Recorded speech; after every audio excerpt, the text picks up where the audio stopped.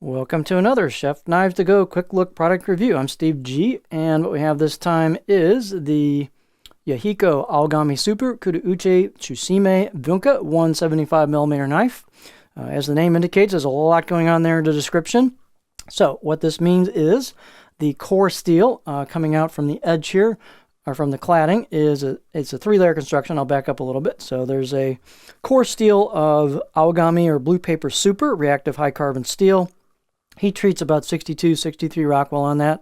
This is an excellent kitchen knife steel. It is reactive, so it will patina over time, but once you get that patina, it lowers the reactivity quite a bit. The cladding is stainless to make it a bit easier maintenance. That Aogami Super has really nice edge retention if you put a good edge on it, and it's not hard to sharpen with decent stones, sharpening stones.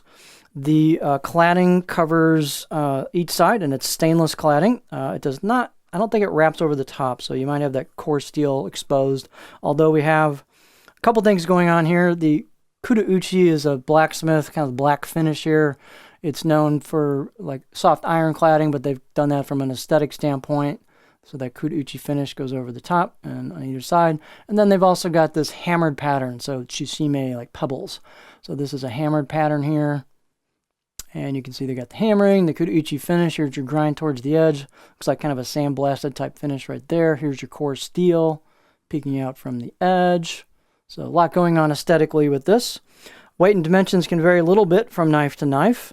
This particular one is 117 grams or 4.1 ounces. The handle is a octagonal ambidextrous cherry wood with a black paca wood ferrule.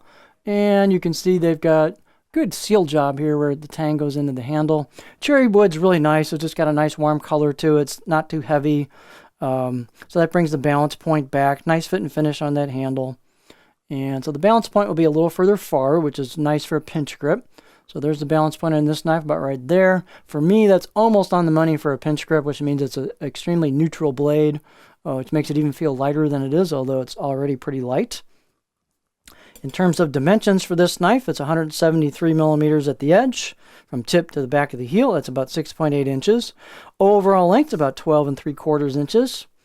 In terms of the spine, little variations because of the hammering that goes right up onto the spine, but I got about 2 millimeters, pretty much all the way down, and you get the turn there on the corner on that reverse sword tip, and then you can see it doesn't really thin out until you get to the grind of the blade towards the edge. And these don't have like super skinny tips on them. I'd say that's a medium thin tip. So you'll sacrifice a little performance for a little bit more robustness at that tip.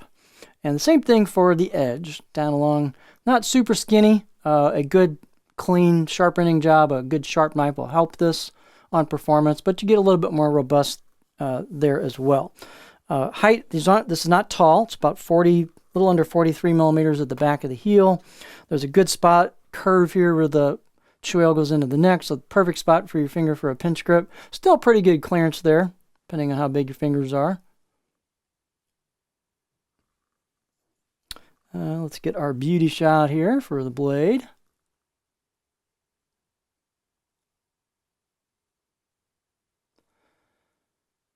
It's a little hard to tell, but under magnification, I did some checking, and it looks to me like this is hand-engraved kanji on the right side of the blade. They put that in, and it looks like they've got the Kurouchi over the top, so you can't really, it doesn't pop or anything, but it is there. You can't really feel it. You don't really see the metal underneath coming through. The left side of the blade has, looks like embossed kanji on it on the left side of the blade. A little hard to tell because, again, it's filled in with the Kurouchi finish, but it's there. Out of the box edge, I'll give this 5, maybe 6 out of 10. It's a pretty decent edge out of the box. Decent fit and finish on it. They took a little bit off the corners of the spine. Not a lot, but a little bit. They've done a little bit of work at the choil. And I forgot to put that on the Santoku. So same thing on the Santoku. Fit and finish is nice. Pretty much about exactly the same. So no objectionable edges. Let's take a look at the cutting board profile.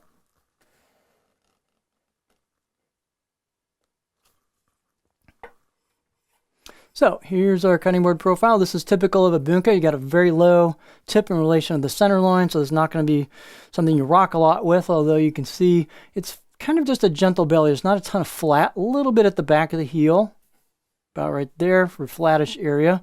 I'm not going to raise this high. I started digging that tip in right in there, so you can rock over short stuff like scallions, stuff like that, small things, but not anything too big. Tip draws are going to be awesome because you don't have to lift the handle very far if you want to draw through food like that. Push-pull cuts, glide cuts, a little bit of chopping on it, especially towards the back, so that's kind of what this profile looks like. So pretty versatile blade. So if you want something that's pretty easy to care for, once you get some patina built up on that Aogami Super core steel at the edge, reactivity goes way down. And just keep it dry after you use it. Wash it, dry it, put it away, and you'll be good to go. So this is the Yahiko Aogami Super Kurouchi Tsuchime Bunka 175mm knife from Chef Knives to Go.